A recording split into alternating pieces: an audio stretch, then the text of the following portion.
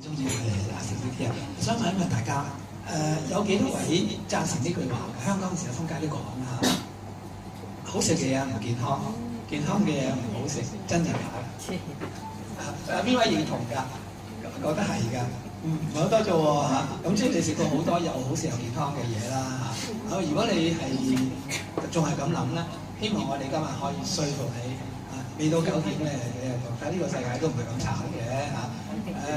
健康嘅嘢都可以好食嘅，好食嘅嘢都可以好健康嘅。我哋呢一度係香港第一個全食生嘅餐廳。咁點解要開咁嘅餐廳咧嚇？嗰邊有資格開餐廳啫嚇，有冇經驗做生意，更加冇飲食界嘅任何背景嚇。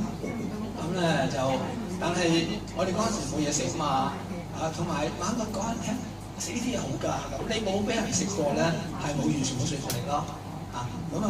所以咧，我哋橫掂都要整啲嘢俾人食，不如教人點做啦咁就所以需要個廚房㗎嘛，咁開咗呢一間餐廳啦。咁好多人都話喺香港咧就唔知你有認唔認同呢句話嘅咧？食乜都死，係咪真？係咪食乜都死㗎？我哋係我坐就喺度咧，可能你都幾覺悟啦，知道其實唔使死嘅，食呢啲就唔使死啊。食乜都死，我諗背後嘅意思咧，就係話而家啲嘢咧好多嘢都係好污染啦，好冇營養啦，同埋好核突啦我哋真係受到好大嘅威脅。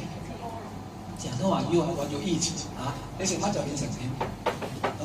我哋呢度開好多嘅食生班啦，長哥第一句都係問佢嘅因為唔愛自己嘅啫。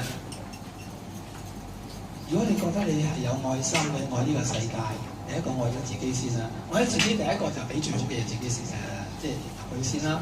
我哋係咪識得俾最好嘅嘢俾佢哋咧？